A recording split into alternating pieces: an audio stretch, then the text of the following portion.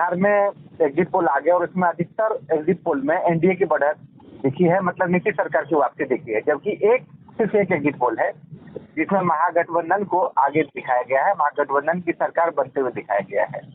और इस पर हमारे साथ बात करने के लिए बिहार के मामलों के जानकार, राजनीतिक विश्लेषक, पत्रकार राहुल गांधी हैं। राहुल, एग्जिट पोल आया है, इसमें अधिकतर में एनडीए को दिखा रहा है कि दोबारा सरकार बनाने जा रहा है। कैसे देखते हैं इसको आप? देखिए, जहाँ तक एग्जिट पोल का सवाल है तो पिछले अगर आप 2 एग्जिट पोल को देखेंगे, जो बड़ी बड़ी एग्जिट पोल के धुरंधर थे, तो हरियाणा इलेक्शन और उसके पहले कुछ हद तक राजस्थान में भी थोड़ा बहुत एग्जिट पोल के चीज़ों पे थोड़ा धब्बा सा लगा था, क्योंकि तरीका देखिए, लोग क्या है आजकल खुल के नहीं बोल पाते हैं। एक तो राजनीतिक माहौल ऐसा नहीं है, तो कभी कभी एग्जिट पोल सटीक भी होता है, कभी गलत भी होता है, क्योंकि जो सच्चाई है वो तो 14 को ही पता चलेगा। और जहाँ तक बिहार का सवाल है तो हाँ, ज़्यादातर लोगों ने एनडीए को बढ़त दिया है। और आपके अनुसार मैंने देखा नहीं है कौन सा वो सर्वे है जिसमें महागठबंधन को दिया गया है। तो देखिए, कहीं ना कहीं वैसे भी अगर आप चुनाव के परिप्रेक्ष्य में देखिएगा तो एनडीए को कहीं ना कहीं महागठबंधन से एज है। उसके बहुत सारे कारण हैं, तो एग्जिट पोल को तो हम उसी तरीके से देखेंगे कि रिजल्ट के पहले एक थोड़ा सा लोगों में जो दबाव होता है उसको कम ज़्यादा करने में काम आता है। एज ए इंटरटेनमेंट ही उसको देखा जाए, बाकी 14 को ही पता चलेगा क्या है नहीं है। एक एग्जिट पोल ने दिखाया है कि एनडीए की सरकार नहीं बनेगी, वहां पर दिखाया कि सत्ता पलट हो सकता है और महागठबंधन की सरकार बनेगी। तो उसको कैसे देखते हैं उस एग्जिट पोल को? सिर्फ वो एक एग्जिट पोल है। देखिए, अगर ज़्यादा से ज़्यादा एग्जिट पोल अगर एक तरफ इशारा कर रहे हैं तो कहीं ना कहीं एज जो है वो एनडीए को ही होगा। ठीक है, अब उनका अपना तरीका होगा। देखिए, सर्वे जो कर होना होता है उसका डिपेंड करता है सैंपल साइज, एरिया ऑफ सर्वे कौन सा था। बहुत सारे फैक्टर बिहार में काम करते हैं। आप किस जगह थे, किस गांव में थे, किस बिरादरी में घूम रहे थे, पिछड़े जगह पे थे कि थोड़ा डेवलप जगह में थे, शहरी क्षेत्र का सर्वे लिया आपने या ग्रामीण क्षेत्रों का सर्वे लिया है। ग्रामीण क्षेत्रों में लिया है तो कितना अंदर तक आप गए थे। अगर आप बिहार जाएंगे तो काफी बड़ा है बिहार, काफी अंदर अंदर तक है, तो वहाँ की समस्याएं अलग हैं। तो ये भी बहुत सारे फैक्टर्स होते हैं जो काम करते हैं सर्वे में। और बिहार के लोग थोड़ा जागरूक होते हैं, वो कभी खुल के उतना ज़्यादा नहीं बताते हैं, और बताते भी हैं तो बड़ा ऐसा बताते हैं कि आप एज ए गेसिंग ही रहें। तो ये सब समस्याएं सर्वे में आती हैं। अब डिपेंड वही है, सैंपल साइज कितना है, सैंपल सर्वे का एरिया क्या है, वो सब बहुत सारे डिपेंड करती हैं इन चीज़ों को लेके कि क्या इसका वो गुना भाग होगा।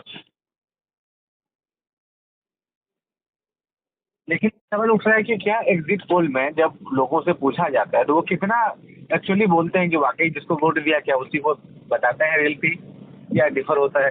क्या उनकी मानसिक स्थिति क्या होती है वहाँ लोगों की? देखिए, अगर आप क्योंकि हमने तो बहुत नज़दीक से देखा है सर्वे को, तो हमने 2 चीज़ गौर किया है। एक, चुनाव के दिन और चुनाव से 1 हफ्ता पहले बहुत का अंतर होता है।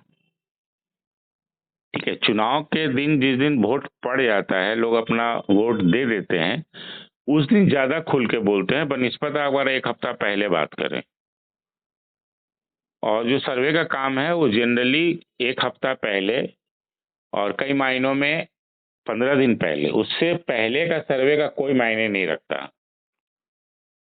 तो देखिए, एनडीए में एज है, ये एग्जिट पोल भी कह रहा है, ग्राउंड पे भी थोड़ी रियलिटी है, लेकिन नतीजे कुछ भी हो सकते हैं। जैसे हरियाणा आपके सामने उदाहरण है, बिल्कुल आराम से, जैसे सर्वे में कांग्रेस सरकार बना रही थी, काउंटिंग भी शुरू हुआ तो पहले 1 घंटे में काफी आगे भी रही, लेकिन फिर जैसे जैसे हुआ तो वो सारे एग्जिट पोल भी धरे के धरे रह गए और नतीजे भी धरे के धरे रह गए।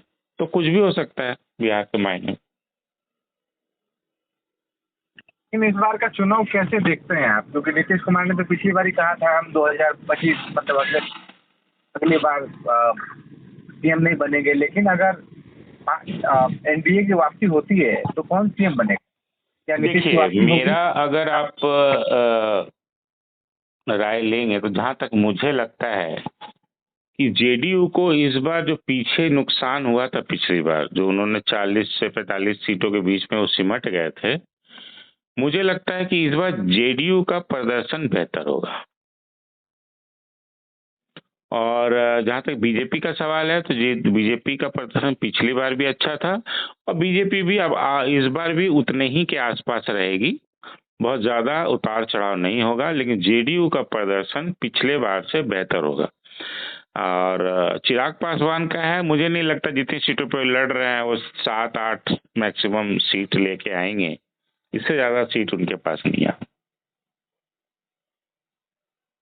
तो उस स्थिति में क्या होगा? नीतीश की वापसी होगी, नीतीश फिर से सीएम बनेंगे? क्योंकि इससे पहले सवाल उठ रहे थे। अब एक तो ये कि लास्ट टाइम चिराग पासवान अलग होकर लड़े थे, जहां जहां जेडीयू लड़ रही थी वहां पर, और वोट काटा, तो जेडीयू को डेंट पहुंच सकता है। तीसरे बिल्कुल, नंबर की देखिए पार्टी। पिछली बार 5% वोट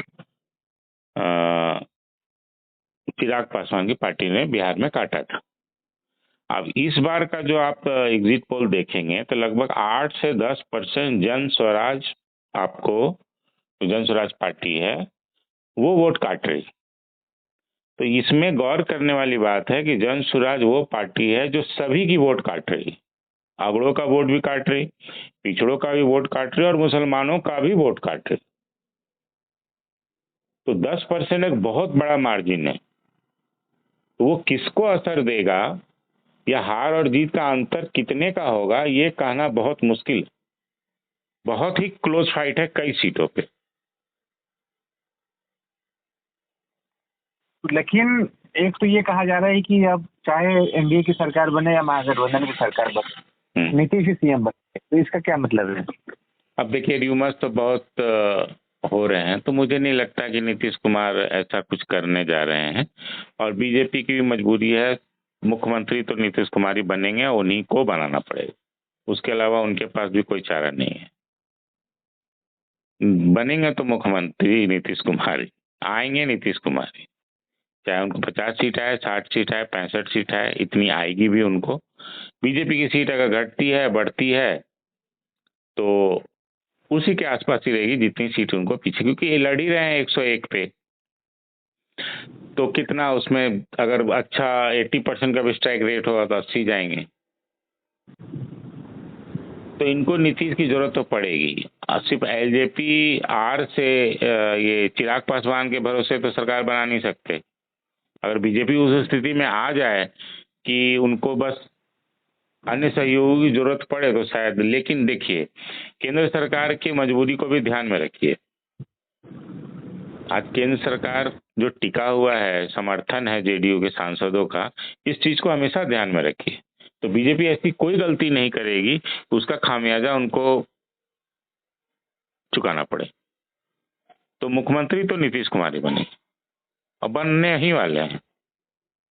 दूसरा, पीछे लगातार ये जो कहा जा रहा था कि जेडीयू को कहीं खत्म ना हो जाए तो टूट ना हो जाए, अब स्ट्रॉन्ग जेडीयू आने का क्या मतलब है, क्या संदेश है बीजेपी के लिए भी और ओपोजिशन के लिए भी?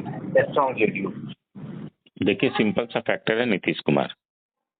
अभी ऐसी कोई लहर मुझे बिहार में नहीं दिखी जिसमें ये लहर हो कि नीतीश कुमार को हटाना है, और ना ऐसी कोई लहर है कि तेजस्वी को लाना है। इस बात को समझिए, दोनों अपने आप में एक कहानी कह रहे हैं। मतलब लोग ना हटाना चाह रहे हैं ना लाना चाह रहे हैं, बिल्कुल बीच में सेंटर लाइन में है। तो लोग अंतिम में किस तरफ जाएंगे वो at the time off button दबाते समय ही लोग मेरे ख्याल से निर्णय लिए हैं। जिस तरीके से वोटिंग का परसेंटेज है, आप ध्यान दीजिए, सीमांचल में जो वोटिंग का परसेंटेज है वो मैक्सिमम सीट्स पे 70 के आसपास है। इसका मतलब कि दबा के वोटिंग हुई है। किशनगंज में तो 75% के आसपास वोट चला गया है। तो ये चीजें हैं। तो जाहिर तौर पर अब एग्जिट पोल तो आ गया है, अब देखना है कि जो भी नतीजे हैं 14 तारीख को क्या कुछ आता है। बात करने के लिए बहुत शुक्रिया। धन्यवाद।